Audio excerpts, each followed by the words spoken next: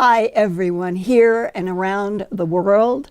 Last Wednesday evening, July 5th, 2023, author Whitley Strieber was my interview guest to discuss his latest book entitled Them, about the gray-colored non-humans who have interacted physically with Whitley since 1985. Gray-colored non-human beings have also been described by a lot of other people around the world. The gray types with large black slanted eyes have also been described by military whistleblowers, aliens that have been recovered dead and some alive at various crash sites since the late 1940s. And while I talked about the gray them with Whitley in last week's Earthfiles, none of us knew that same July 5th Wednesday night that an anonymous VPN posting on Reddit of several pages by an alleged microbiologist who described firsthand analysis of the bodies and tissues of gray non-humans. Quote, "From the late 2000s to the mid-2010s, I worked as a PhD molecular biologist for a national security contractor in a program to study Exo-Biospheric-Organisms, or EBOs. Biospheric, that word, is essentially any place occupied by living organisms.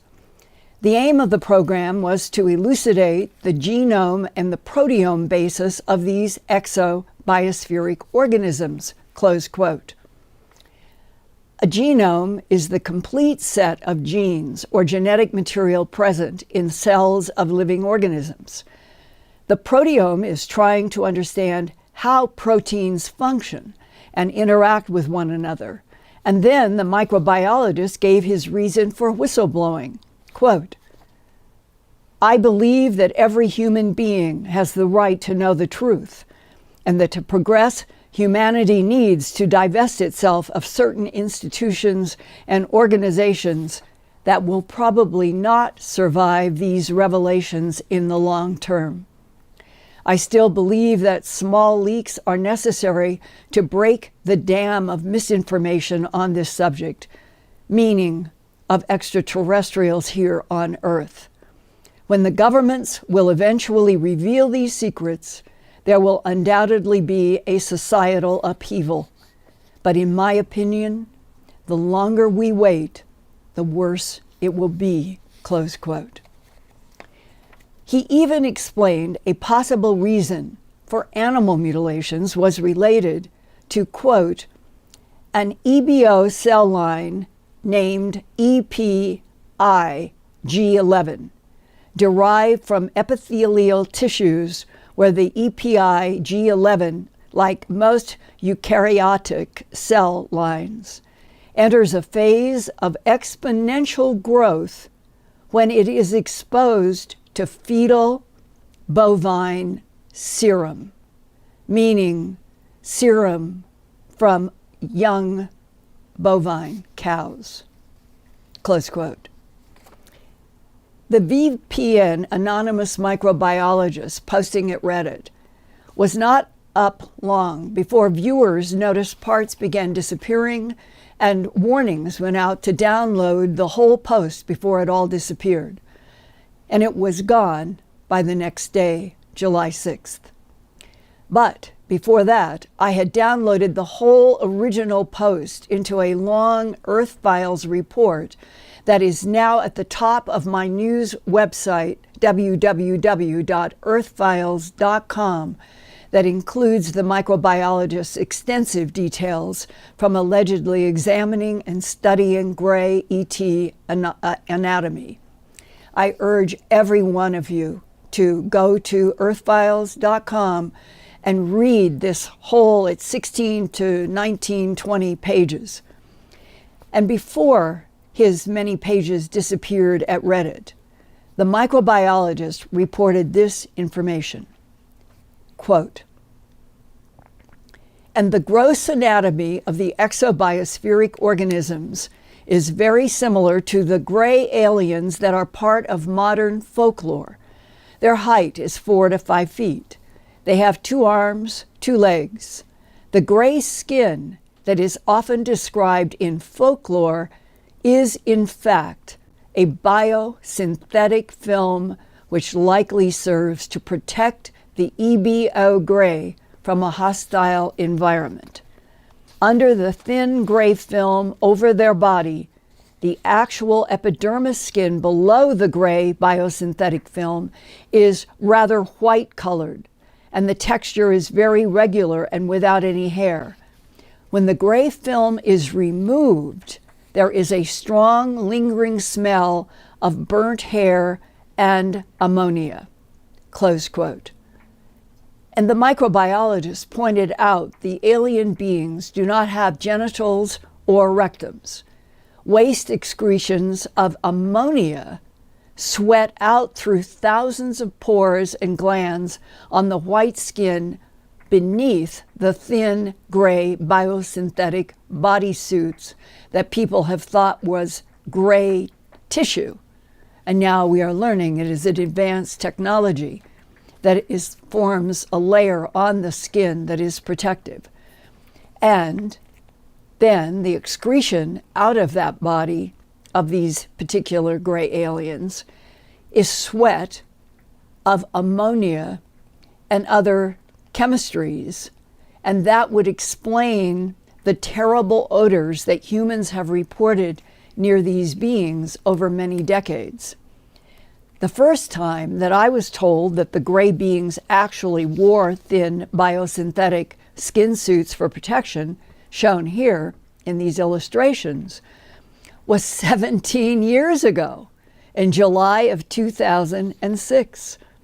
And that's when I first heard about autopsies at Wright-Patterson Air Force Base in the late 1940s, when 3 generals were watching surgeons trying to autopsy dead extraterrestrial biological entities and discovered their gray skin was not skin. And for me, it started with an email from a Central Ohio businessman named Ronald SeCoy on April 24th, 2006. At the time, he was 59 years old and worked for a retired U.S. Air Force flight surgeon in Dayton, Ohio, who had a career at Wright-Patterson Air Force Base. One day at lunch, the retired flight surgeon began to cry. SeCoy asked what was wrong, and his boss said these words. It has to do with national security. And that caught me by surprise. I said, "You mean like secrets or something?" And he said, "Absolutely like secrets. Things that I'm sworn under oath I can't ever divulge." And the meeting broke up on that note. He had been out of the military many years. And what could it be from his past that was such a big top secret deal that he couldn't talk about it now? I didn't understand that, particularly for someone that was not like a command officer. He was a flight surgeon. What would a doctor in the military have that was so secretive that he couldn't talk about it years later? And the next time we got together, he talked about top secret things, that when you give an oath in the military, you can't divulge things. Then he broke down. He said, "If I told you something, would you absolutely give me your word you would never tell a living soul on earth?" And I said, "Yes, sir." And he goes, "You couldn't tell your wife." "Okay, I won't tell my wife." "Okay, I believe you." When I was in the military, he said, I was an administrative man. I was a doctor. I was in charge of a wing in SAC.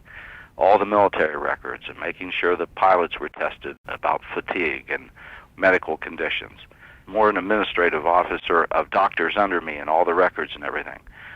And I said, "Does this thing have to do with your job as a flight surgeon?" And he said, "Very much so." He said one night he was in bed with his wife. It was in the middle of the night, and he got a call from the base at Wright-Patterson Air Force Base. And that was not an usual event for him to be called in the middle of the night. And he was told he had to get to the base real soon. And he told the person on the phone that he would be there in about 2 hours. And the person that was on the phone at the other end was interrupted, and a general came on the line. And he was given a direct order to be at the base in 45 minutes. And then when he got there, another anomalous thing happened. Normally he would just go through and just drive onto the base through the checkpoint because of who he was, and he had a sticker on his car, and of course the people at the guard post would know who he was, and there was a vehicle waiting for him, and he was told to follow it, and he was escorted onto the base. And he wondered, are we in an alert, or has there been a plane crash, or what's going on? Because this had never happened to him before, he said. And what year do you think this was? He did not say the exact year, but he said in the very late 1940s. He realized that this was a very unusual event, and he just had this feeling something awful had happened.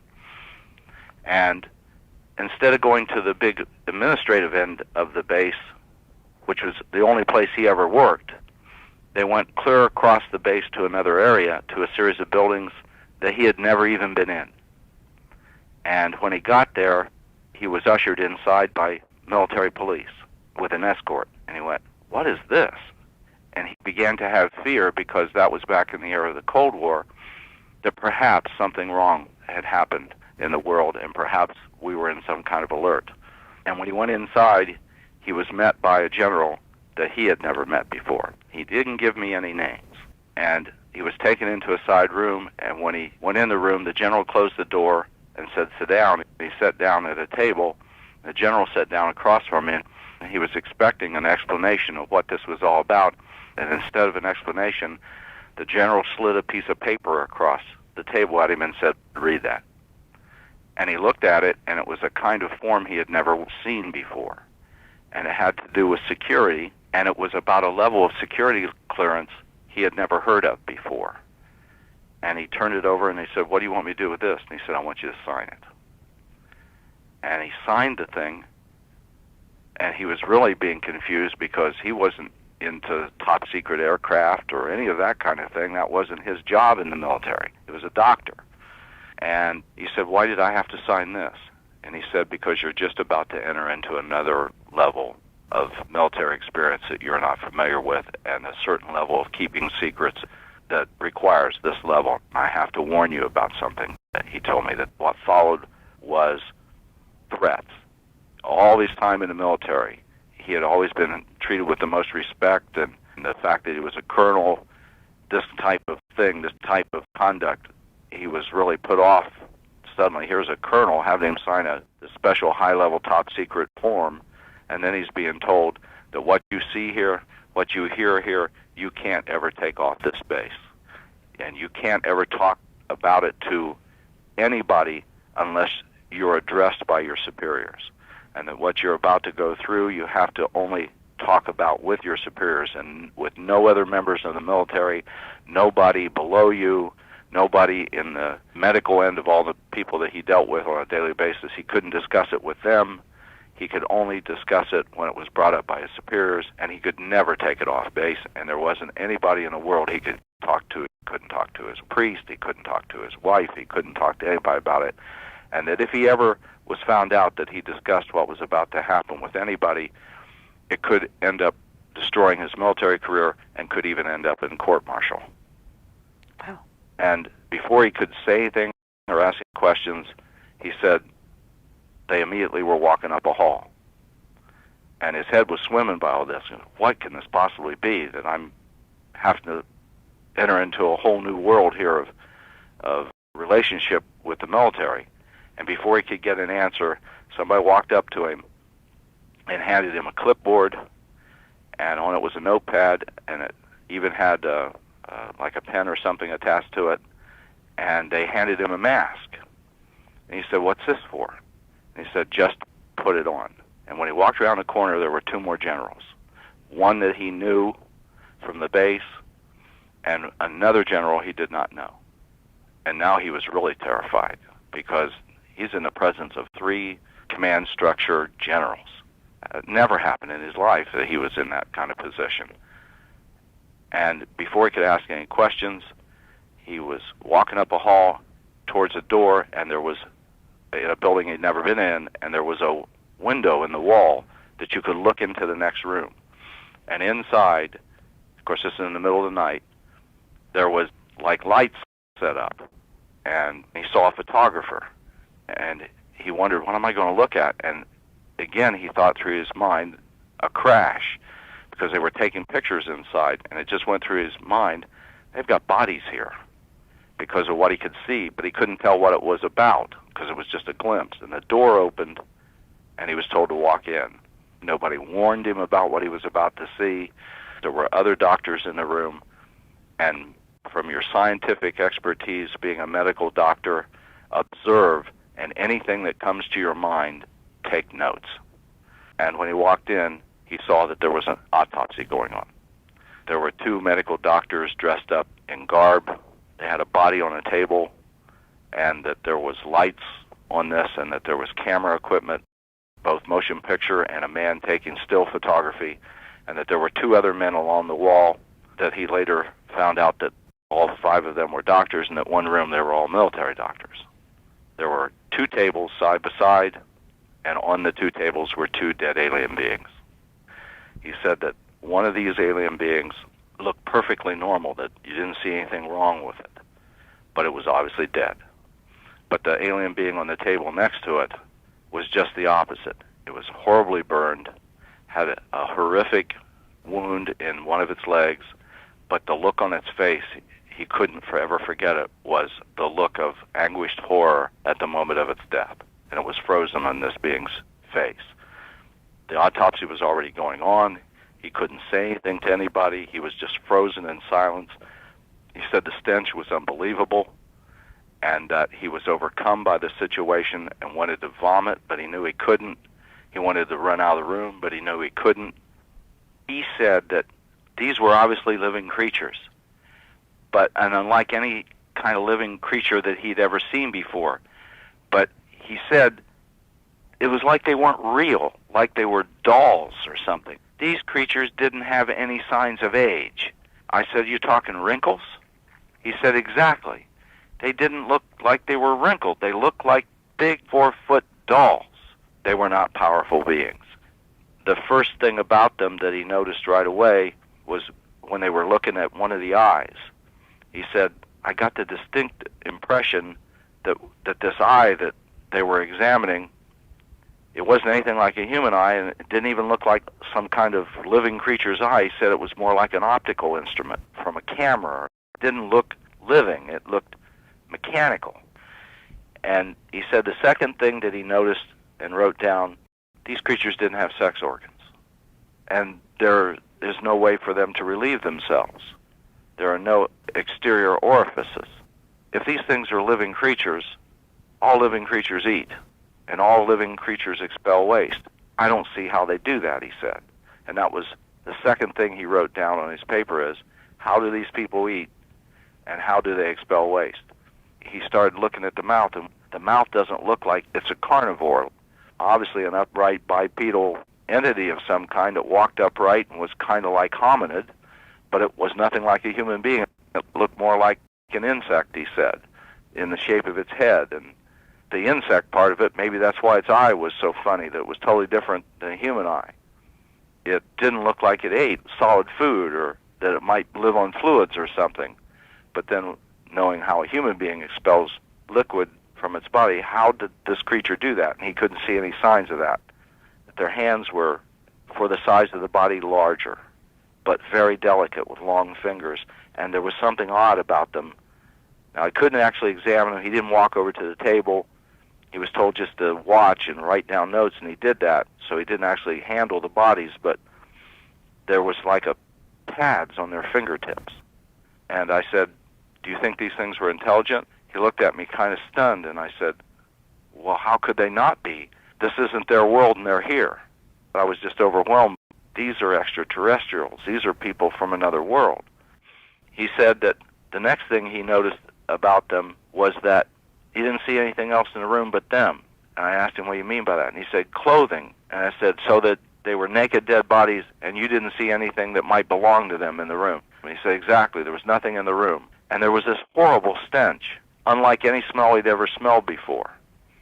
And that when he started watching their bodies and just looking at them from head to toe, he said they had a very pale complexion, but what was their body, the skin, their covering, it almost had a fabric-like look to it. And I said, what do you mean by that? It was obviously their flesh, their body, but it sure didn't look like soft human tissue that's on a human body. This was nothing like anything he'd seen before. It was just like it was fabric. It was almost as if it had a suit on, but that the suit was its flesh at the same time. And then to threaten me and tell me I could be court-martialed if I ever told anybody, that I could be imprisoned for the rest of my life. That's when I realized he'd been carrying this thing inside of him all these years and replaying this. Over the course of time, I began to see things on television and hearing events, and quite frankly, you. The number of times that I've heard you on radio giving very detailed interviews with people and uncovering facts, it would be like pieces of a puzzle. One day I had this thought in my head that this whole issue is like this gigantic, huge puzzle with all these pieces. It's so complex, and you got to turn over all the pieces to see the whole picture of what this whole thing is, that this is a gigantic thing to comprehend. I've been to your webpage before at Earthfiles, and I decided to go back again. I looked it over, and then that's when I saw the thing about how to contact you. These bodies, they came from somewhere. That means that there were people that handled them. They were transported across the United States. There were people involved. They came to Wright-Patterson, and if they were there at Wright-Patterson, that means people knew about it. In that building, when this autopsy was going on with this gentleman, there had to be, just in that area, by the conversation I had with him, I counted up in my head, there had to be a dozen people right there, and then those people had other people around them, the security, the doctors, the generals, their support staff. How many people know about this? And if there are that many people involved, how can it be that so many people don't come forward and realize, when I think about that, I'm looking at this dynamic human being, college-educated, a doctor, a colonel in the Air Force, and he was afraid by the threats they made against him. If you could intimidate such a dynamic individual that's a colonel in the military, that he's terrified that they'll ruin his life, that they're liable to put him in a room someplace for the rest of his life and he'll never get out. If he would ever convey what he saw or heard to anybody else, what do they do to lesser people? Did they threaten him with anything else besides court-martial and being drummed out of the military? Yes. I asked him specifically if he had ever told this to anybody, and he said he'd never told anybody. He had never discussed it with his wife. And he said, these people mean business. And I said, what do you mean by that? And he said, this isn't like the regular military. These aren't the regular military. And when they threaten you, they mean it. And I said, do you mean they could harm you? And he said, I was threatened in such a way I had the feeling that if I really did tell my wife or other people, that they might be surveilling me. They might know this, and that I might end up someplace in a room or even dead. He was more concerned, I think, about imprisonment in some kind of facility where they put people like this to get them away from being able to tell what they know.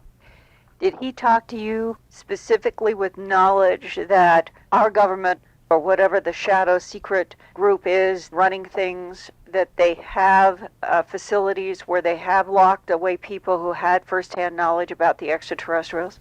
No, he didn't talk about that, but one thing he did mention was that I asked him, do you think that this is the only event of this kind that happened? I mean, you know, these things came from somewhere, they were injured and killed.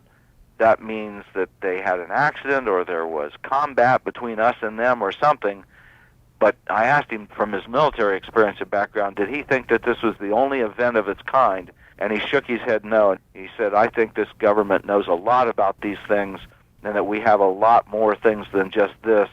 And I said, you mean like craft or debris? And he goes, well, we got these bodies. Don't you think we have debris? And that means we've got facilities to handle bodies, and we got facilities to handle debris. I said, you're talking cover-up. And he goes, it's got to be huge. So when they release this data, this supposed unveiling of things that you know eventually has got to come, it will be controlled. And they're going to tell us what they want us to know, think what they want us to think, and how much of it will be the truth and how much of it will be a multi-year, carefully crafted story. And the subjects that are the hardest for them are global animal mutilations being done by extraterrestrial biological entities, the abduction of human beings and a beam technology that is used also to pick up these animals, take tissue and fluid and return them, the presence of technologies that could solve the energy problem. How are they going to handle these hard pieces of physical evidence that link directly to the extraterrestrials? Well, they're not. They're going to paint a picture. Let's say that you're the mafia. There's too many reporters coming at you, and pieces of your structure are coming out. And you're going to be in a situation where you've got to be exposed, that you've always lived secret and hidden. Well, you're going to help expose yourself in certain areas and tell a lie about it so they don't get the real truth behind it. Well, that's what they're going to do. They're going to tell us a story about why they've been here and what they do here and who they've interchanged with, and a constructed timeline history of events. That's basic human nature. Everybody that is caught tells a story, and if you think you can tell part of the truth and withhold the most damning evidence, that's what you do. Would they ever want to turn and look at a camera and say, oh, by the way, we have all known about this for years, we just didn't want to tell you? Well, I don't think they're going to own up to that. But it's obvious that that is the fact. There's a reason why you have an agenda, and the word that goes with agenda, why you've got one, is the word need. If they've got an agenda and they're doing activities like that, they need to be doing that. This isn't just us being laboratory rats. Everything they needed to know about us, if they're this smart and they've been coming here this long, they know as much about us as our own doctors and our own university scientists know about us. So why are they still doing this? They've got a need of some kind. They need to be doing this, these entities. Question is, what's that need? Why do they need to be on our planet? Why do they need to interact with us at a hidden level and be working with our animals and working with abducting human beings? What's the need? They've got one.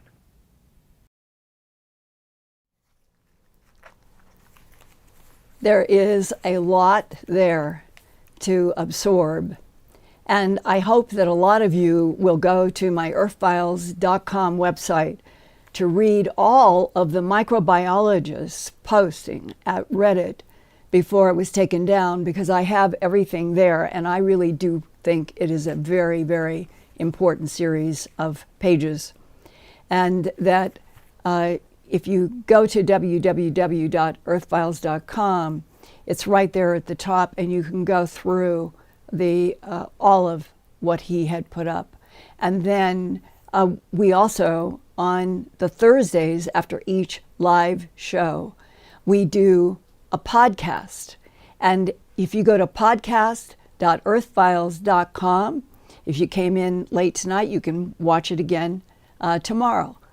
And with that, dear Ian in England, I am so interested in tonight because I think that there are many facets of information that I have shared tonight that are truly based in actual scientific reality, but we're in a world that has not acknowledged yet.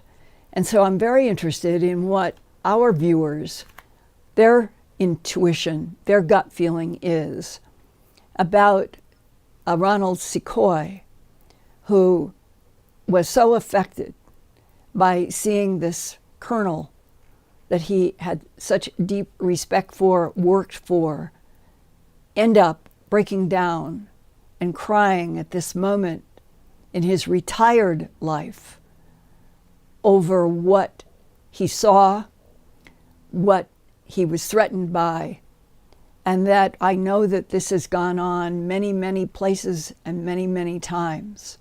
And if some of you listening tonight live, if you have been in a situation in the military or science or medicine or a profession in which you have been exposed to the presence of other intelligences on this planet for real, and it is a fact, eventually, I hope sooner than later, the whole planet will be introduced to this is a fact.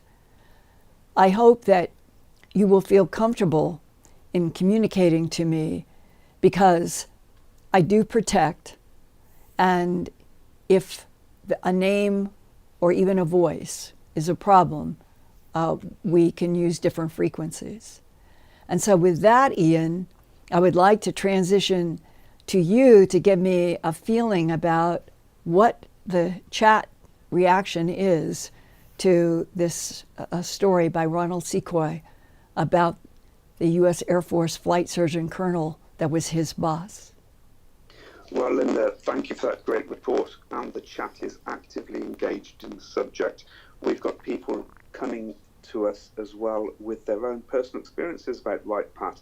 Christopher Alexander says, in the 1970s, a friend told me she was about to marry the man of her dreams, an Air Force officer stationed or about to be at Wright-Pat.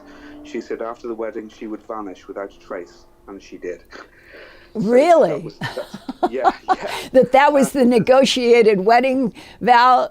We're going to get married, but you can't talk to anybody after we're married. Yeah, that's it. Maybe they're even off planet. I don't know. But we've got Jim West as well. Says my ex-wife's grandfather said he used to guard the aliens back in the 60s when he was stationed there.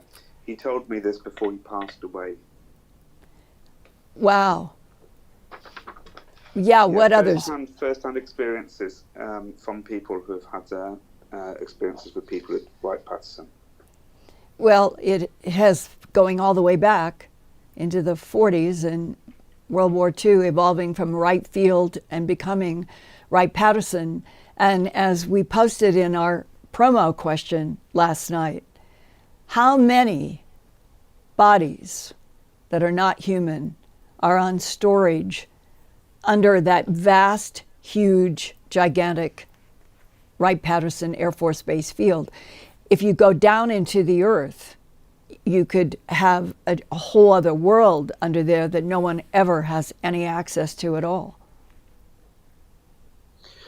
Yeah, someone was posting in the chat, they suspect probably about 100 bodies. In fact, someone was saying that this is where all the bodies are probably now stored. Oh, I know for a fact.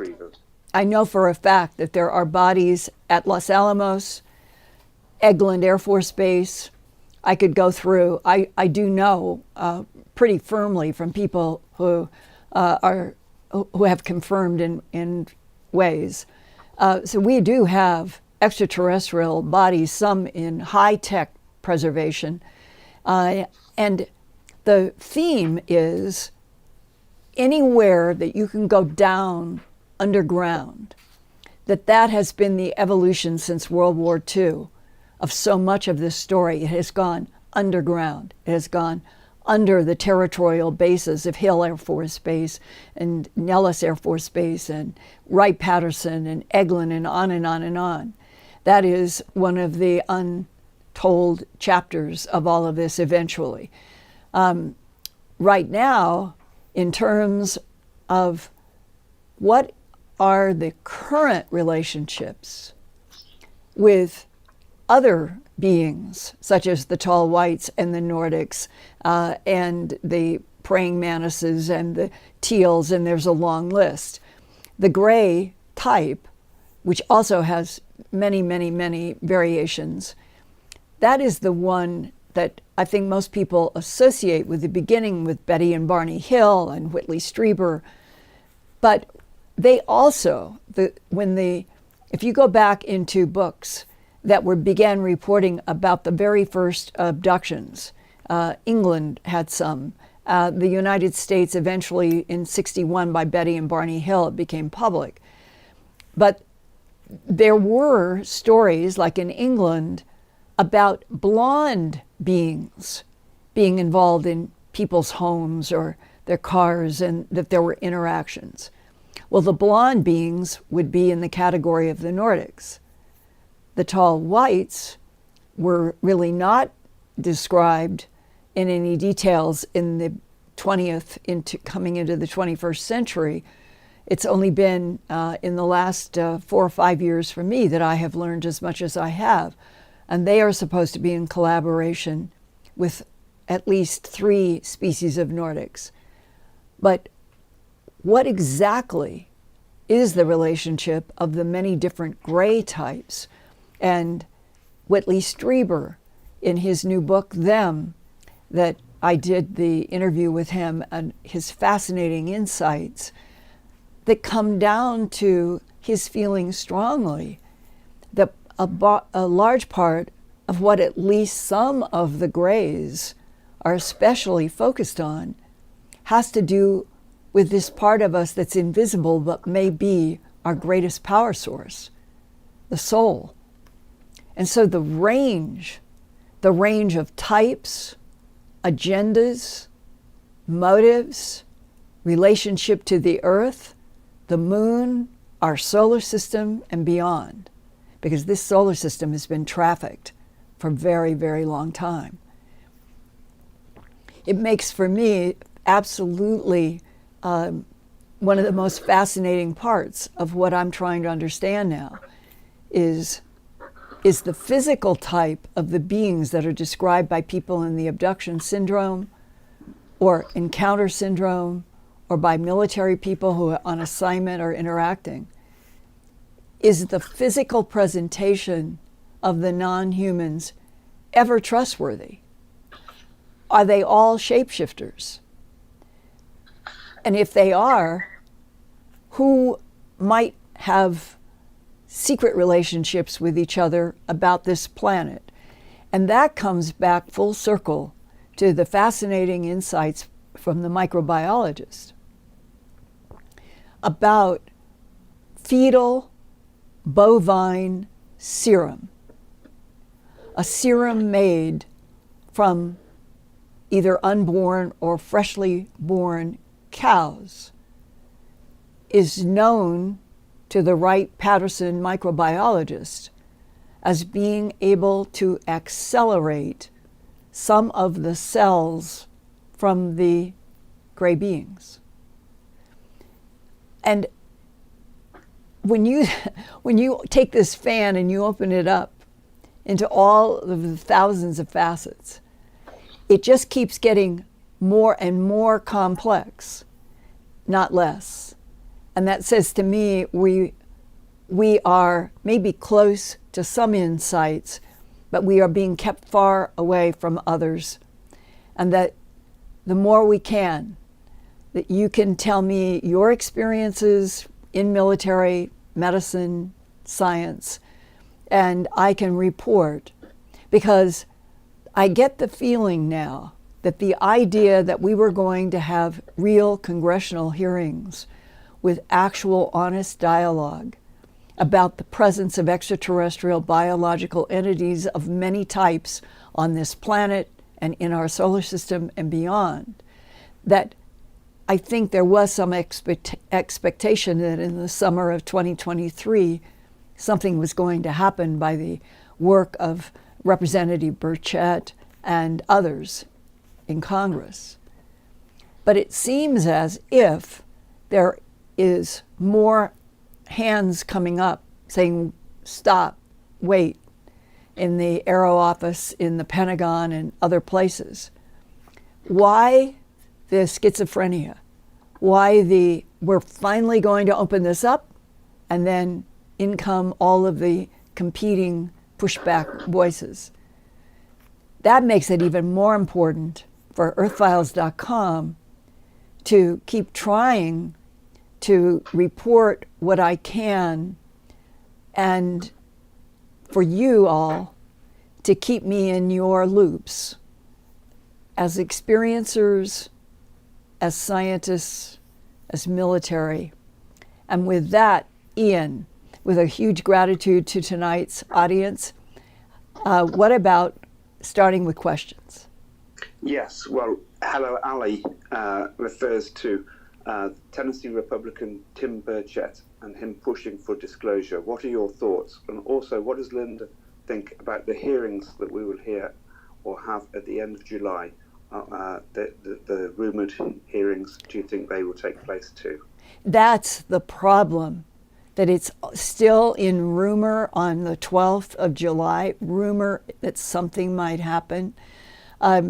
I do not understand the kind of cat and mouse game that they have been playing about this. The presence of extraterrestrial intelligences underground on our planet, above ground on our planet, interacting with our moon, based in Ganymede. Our government knows all of this.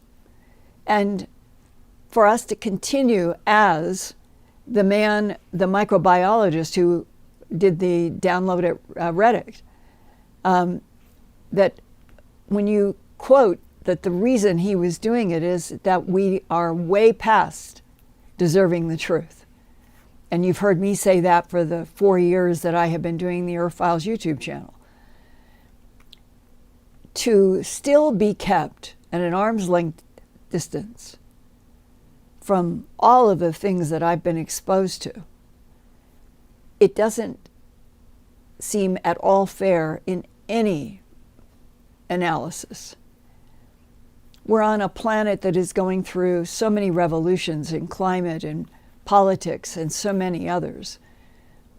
If we finally started getting the truth about our actual genetic history, the relationship to other beings that had civilizations on our own planet, such as the Anunnaki, that our solar system and Mars, as John Brandenburg said, one of the big stories on Mars eventually will be archaeology that is discovered there. And for us to constantly be kept in the dark because it's easier. Who is it easier for and why? And that's my feeling about if they're going to keep dripping, well, we might have hearings maybe in late July. There might be television coverage, or maybe no television coverage, and that's the way this has been unfolding. Why are they doing this? And I think if they would do real congressional hearings with everybody on the committees having education from people about actual facets of the truth, and there are some people who know, I would personally, if there's anybody who is from Tennessee and can help me have a meeting with Tim Burchett, I would love to talk with him. I admire him immensely for being one of the few in our so-called representative government who seems to be actually reaching out, listening, and getting information about the fact that there are extraterrestrial biological entities interacting with us and our planet and our animal life. I think he is now convinced. So if the people who are in these committees and these assignments, if they would reach out also to some of us who have for a very, very, very long time gathered an evolutionary kind of view from World War II to the current day, it might be helpful. I would love to talk with some of those people. I think it would be great if some of us who have really vested a lot of time and interest with people who are citizens who have experiences with the beings, not be afraid that somebody in Washington is going to say, oh, we'll talk about the equipment, we'll talk about the technology, we'll talk about the beams, but no, we're not going to talk about beings, no. And that sort of seems to be what they're doing. Okay, Ian. Okay, Linda. We've got JK Ultra with us tonight, and she says that she's been talking to Tactical Tim, who we featured on the program as well ourselves.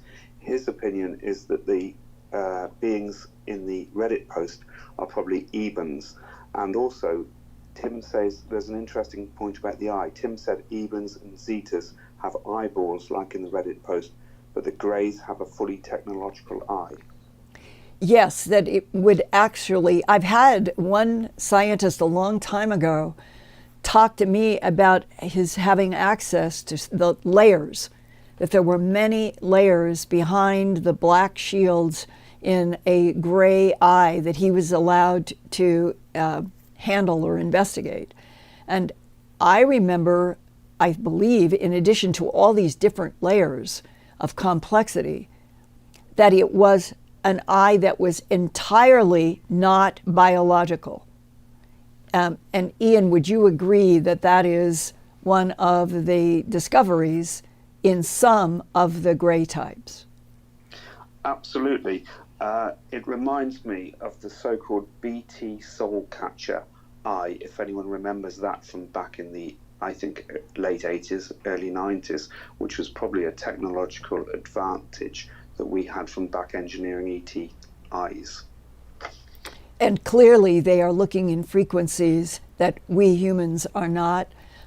It's my understanding that we have been able to take some of the ET technology that we have gained from shoot downs or whatever, and that the beings are often interacting with people, animals, the earth, the atmosphere, everything through different frequencies that we are not.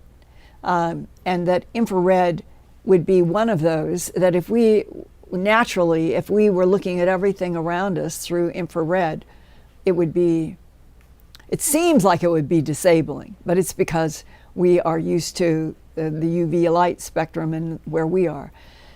But it does mean that these beings have abilities to see and function 24/7 in ways that we can't even understand. So go ahead with, I would be very curious throughout this question to everybody, what, if you could start like sending in your few word comments, what is the viewer's reaction tonight to the pieces you may or may not have been to Earthfiles to read the microbiologist and all of the pages, which is why I went into the Ronald SeCoy story with the Air Force colonel, and what your reaction is to his describing in detail about the colonel and what had happened and the threats to a colonel to never speak. We know that happens, but this was, I thought, especially deep in us being able to understand the people who would have high-ranking positions, that they are controlled, and they are controlled in ways that would seem surprising to some extent. And what your reaction is to what I presented. That I would like to get when you start doing chat reactions. And Linda, we've got a question here from Marty McFly. Has Linda heard about any of this ammonia from experiences? Yes. He also says, has there been ever been any ammonia odor as a cattle mutilation? Oh, the ammonia odor goes back. I don't know how far back it goes in terms of the first time that I ever heard that association with something that was acrid, like ammonia, like something that was left over from something on fire. There's been all kinds of these strange descriptions, but I would say that probably from the United States and other countries, that one of the most repeated descriptions in and around certain beings is the smell of ammonia. Ian, would you agree? That's right. That does crop up time and time again. And moving on from that, or included in that, Dolores Green says, has there ever been any personnel reporting illness from handling the EBOs? It's a good question. I think that what I want to remember is that in one of the documents of the government long ago, there were security out of, I think they were out of Los Alamos, but they were down in Roswell. It was a security team deliberately sent to where either we shot down or something landed, and the security team died of blood hemorrhaging, all four, within hours having been with the beings. And that's where the story long ago, there were questions about would any of the blood hemorrhagic diseases on this planet be some kind of a residue from extraterrestrials and contaminations. And that is the one case that I know is in one of my bound documents about Majestic 12, and documents going back into the 40s and the 50s, and the story about the 4 security people who all died in hemorrhaging. But would it be, maybe what I want to do is say, I don't know of this wholesale, that I have walked in hundreds of pastures to gather tissue from mutilated animals. And I don't remember ever hearing ranchers say that they ever had any kind of sickness from what they associated with the mutilations or what had mutilated them. So it isn't like if there were 4 security guards back in the 40s who ended up dying from a hemorrhagic disease because they had handled beings that were alive and dead or all dead. It seems to be at least an isolated report and not something for people to feel panicked or scared about. Go ahead, Ian. You asked for our audience's reaction. Well, JK Ultra says Ronald SeCoy's interview was incredible. Can't believe it was 17 years ago. And Peter Carroll says, I believe the Colonel's account is legitimate. Yeah. Linda Howdy Dowdy says, is the Colonel still alive? My understanding is that he passed within like 2 or 3 years. But I don't have the firm anything on that. I believe he has passed, but Ronald SeCoy, as far as I know, is still very much alive and a very intelligent being. Yeah, well, and Torman says his story was very informative. I believe the amount of those that can be hushed at the moment. So it looks like the audience were fascinated by this, and yes, fascinating as always. Thank you, it's so appreciated. I'm just reading through the comments here, Linda, on that. Also, you reached out and you asked people to come forward with their own experiences. Well, we've got Renee with us in the chat tonight. She says, with my experiences, it started with my father having them before me, then I had them, and now my daughter, and I had them while I was pregnant with her. Now she has an implant that doctors can't explain. Can she comment to us right now about which type, which color, which shape, which height, which type?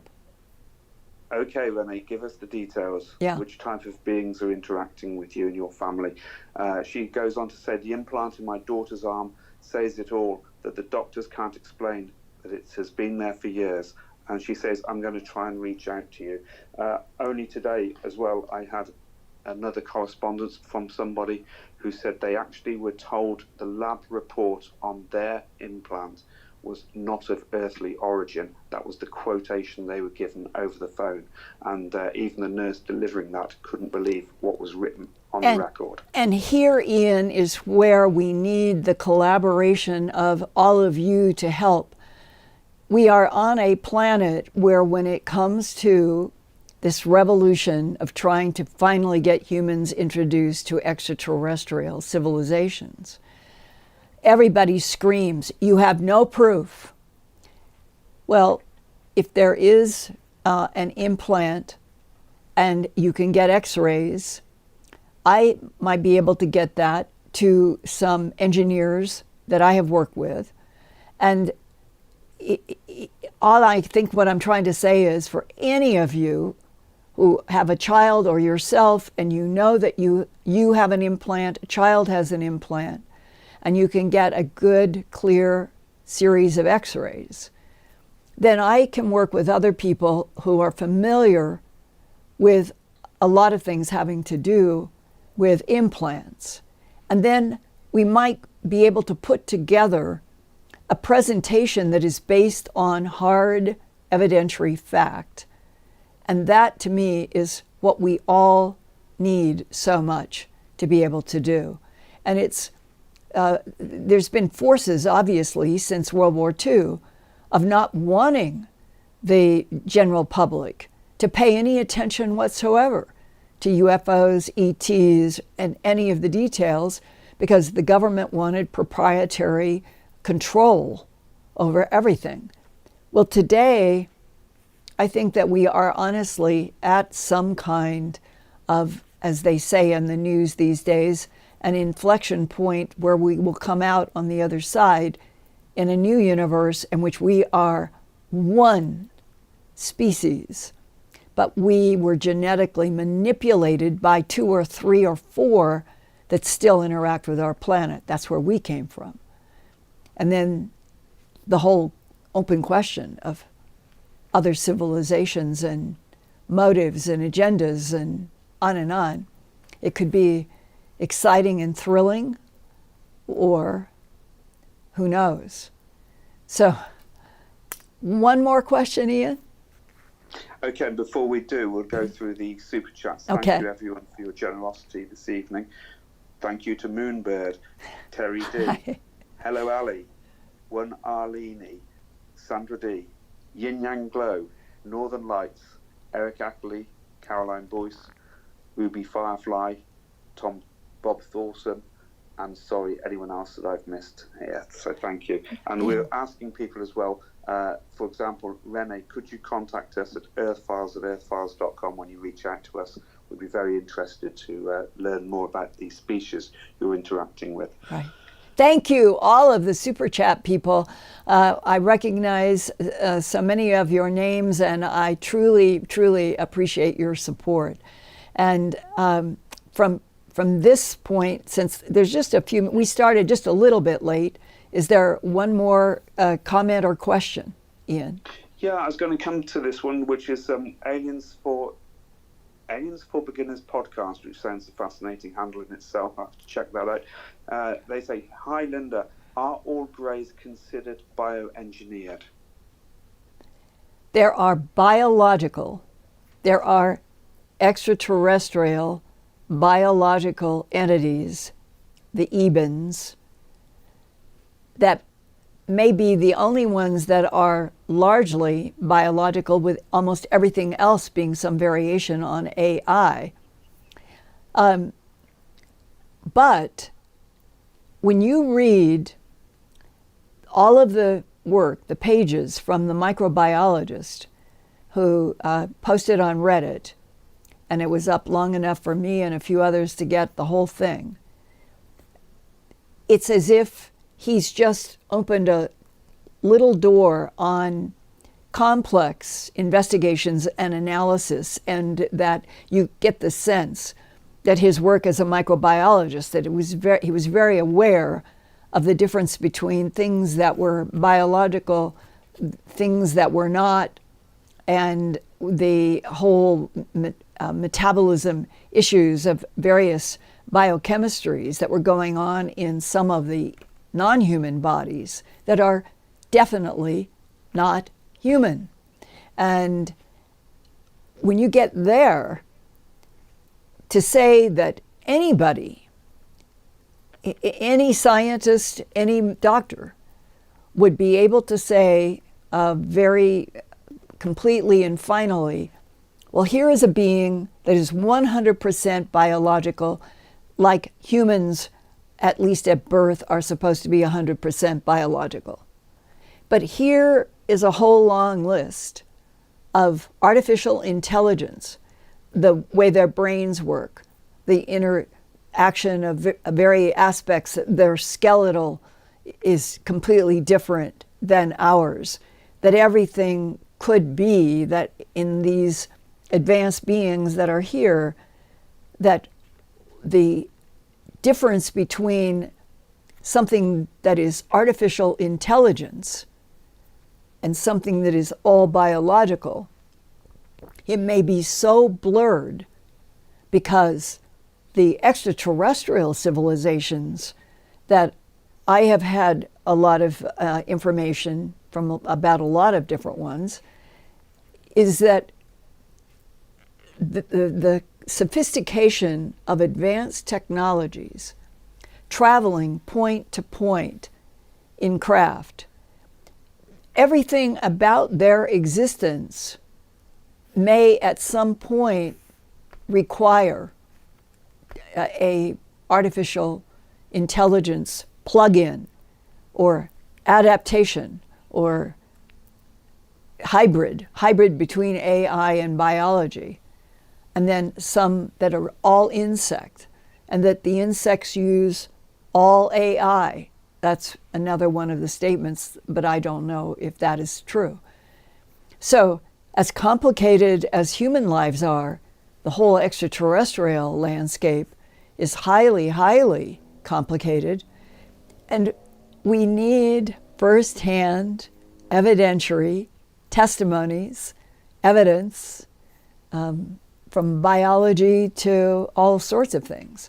I can at least add on the technology side that when I began investigating the bismuth, magnesium, zinc layered metal in 1996, April, first came aluminum and then came the bismuth, magnesium, zinc pieces, and I was reporting weekly with Art Bell, and Art wanted me to investigate as hard and deep as I could go.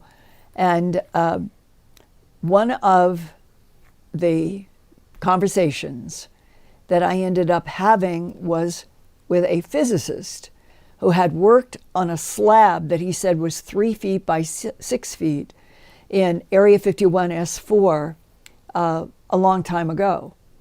And that he was retired, but he wanted me to know because he had heard about my reporting on Coast to Coast and Dreamland with Art Bell about the bismuth, magnesium, zinc.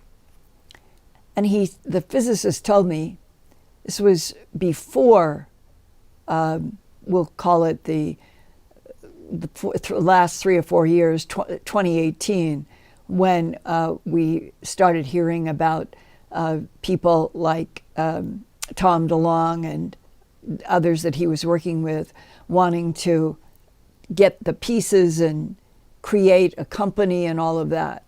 And the physicist told me that one of the big challenges that he was aware is that they knew that the bismuth, magnesium, zinc, that especially the pure aluminum, was intelligently controlled at the atomic levels. And that the key to the aluminum, which was one skin, the bismuth, magnesium being another, is that you had to have iridium that could be placed atomically, at the atomic level, that there's an intelligent placement of iridium atoms in the nearly pure 100, it's 99 point on pure aluminum. That's one of the skins that goes with the bismuth magnesium.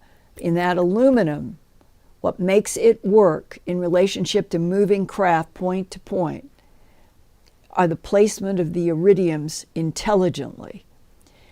And I learned about a year ago that the government was frustrated that they couldn't find anybody who could confirm or show how this could be done.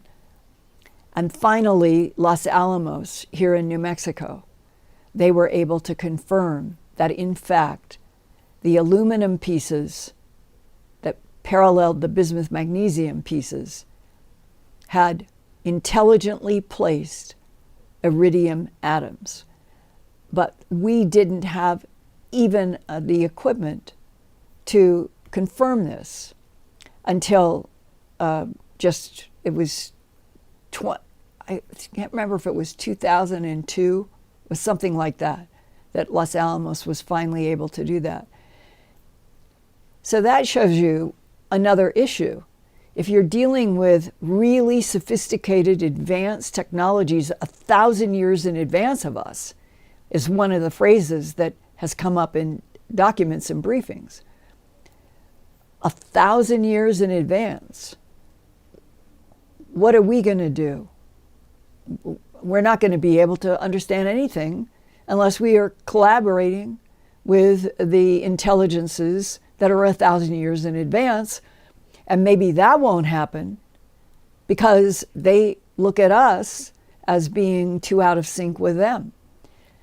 The levels, the challenges from getting evidentiary material that can be examined and reported to the whole world as this is extraterrestrial and this is what it does and this is how, all the way to what are the civilizations, what are the types, what is the true history of Mesopotamia on this planet in relationship to civilizations that are out there and are still functioning, and they had a base here, and humans thought they were gods and they were ETs in some of the cases of history. Well, to me, isn't it exciting that we could finally be opening up real truths about our history, about the physics, about the evolution, moving point to point, all of it.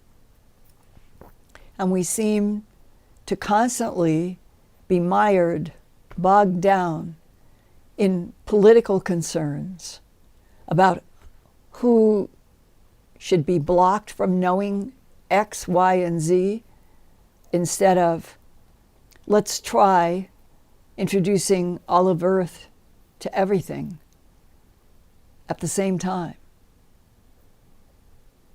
Truth. I'd go for that. I love you guys. I'll see you next week.